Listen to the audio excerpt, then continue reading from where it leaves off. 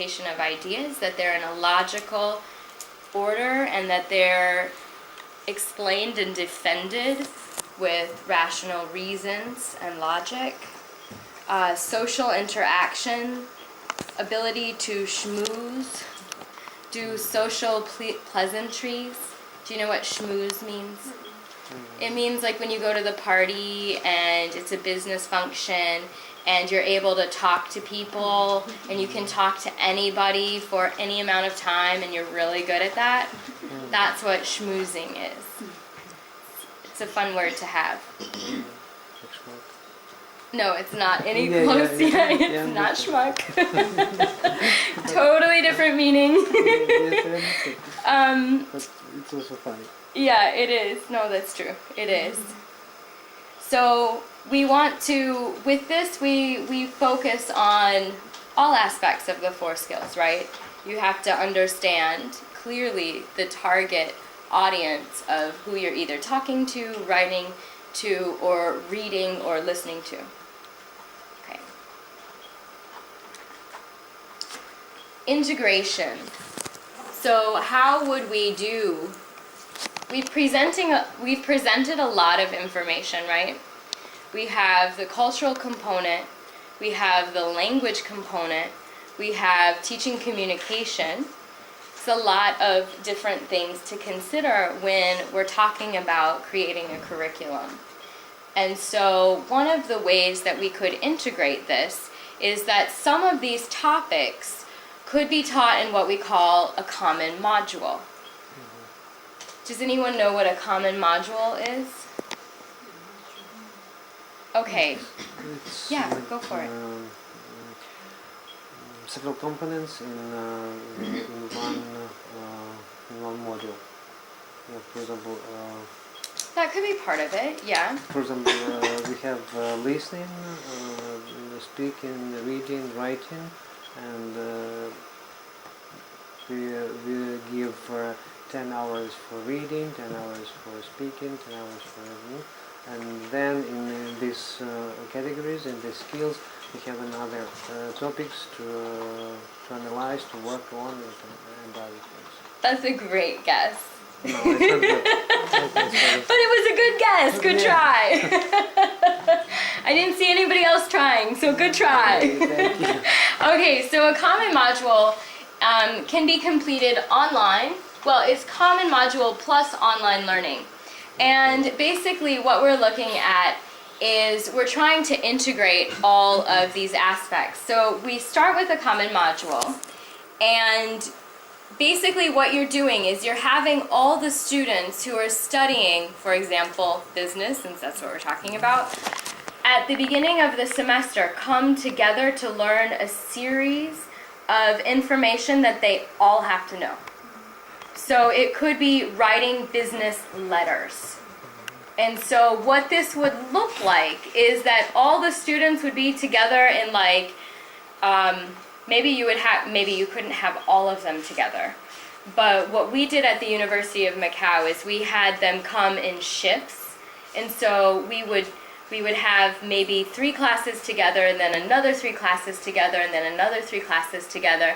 And they would come in and we would team teach what a business letter is and what is a good business letter, and then they would have activities to practice, and then we would meet them again in one class with their teacher, and then we would go over the homework and the assignments that was discussed in the common module. And so this went on for 4 weeks out of a 16-week semester. And the reason for that was they had a lot of things that they had to learn that were kind of like an umbrella of the business curriculum. Everybody had to know it. And so what you could do within the common module is you got the fundamentals of the business letter. So those beginning students could work on it to the best of their ability. You would give them a scaffolded business letter where maybe they would be filling in just a few areas, but there were like huge chunks of words that were written, sentences to help them to craft the business letter. And the more advanced students may be having a slightly different assignment. because they also met with their course teacher during that same week, they were able to cater the overall class to their individual needs as well, at whatever level they were. So that's the common module. Again, that happens for 4 weeks, and it's a way to teach all of the really necessary things, like we just talked about in listening, speaking, reading, writing, those elements that are core. You also have the independent or autonomous learning, and what we've discussed about that before is basically it starts from the beginning of the semester. The students identify an area that they would like to work on for themselves, whether it be reading, grammar, vocabulary, speaking, listening. They create a study plan for themselves. And it is teacher-led as well, or teacher-facilitated, not led, that's the wrong word. Teacher-facilitated. And what they're doing is they're taking responsibility for their own learning. They're creating reflection on their own learning through journals every few weeks to assess what they've done so far, whether or not it's helped their learning in any way, and what they need to do in the future to be more effective. And they can, if you didn't want to have them working on a skill, they could probably also, through independent learning, be working on something that's specific to their major. So if you had a lot of business English majors, but one was in banking, that student, for part of their independent learning, could work specifically on banking components and learning more information and developing their repertoire of knowledge about banking. Then we have task-based learning. So again, task-based learning would be to have the students have a lot of opportunities in class, when you do meet with them after the common module has finished, to do specific tasks related to business, obviously. Project, we already talked about in terms of allowing that to be another opportunity for them to be more focused on something specific that they're studying. Or you could use it like we did a practice thing where our students created universities. So they had to review websites of universities, and they had to come up with their mission statement, their goals for admission, their goals for the students, like what the university consisted of, logos for the university. They had to have a presentation where they were trying to get other students to come to their university. There were a lot of considerations, and basically it was product development. They're developing a university as a product that they want to engage other students to come to. And we had them in the library of our institution. We had a fake university fair. And they set up posters of their universities, they made flyers for their universities, and they had to try and nab students and get them to come to their university. And whichever team collected the most, like, I am willing to leave the University of Macau and join your university, they had little stickers that the students could give to the people who created the universities. Whoever had the most of those, they got like a prize because they were the most convincing in their sales pitch for their university. So that's an example of a project for business English. You could cater it more towards like product development. University is very vague. It could be like a new Coca-Cola or something like that. Okay. Oops, I think we already pretty much talked a lot about common module. So 4 to 8 weeks, basics taught to large groups, core curriculum taught by teacher teams, study skills also taught, I didn't say that, study skills also taught by teacher teams. So oftentimes we assume that students know study skills already, and frequently they don't. They don't know how to read and annotate. They don't know many different strategies that we often believe that they know. And so study skills was actually a part of our common module because we identified that our students had a really hard time with creating study plans. Like, I think I used this example before, but it was really pertinent to me, which was, I said, okay, you're going to have your autonomous learning, independent learning set up, and some of the students would write back, I'm going to study listening, I want to improve my listening skills, and I'm going to listen to a movie every single night for 2 hours. And it's like, what are you talking about? Who has time to watch a movie for 2 hours every evening and complete all their other homework? You're either not going to be listening to the movie because you're going to be doing all your other homework while the movie is playing in the background, or you're not going to be doing any of your other homework and then you're going to come back and blame it on me. I don't think so.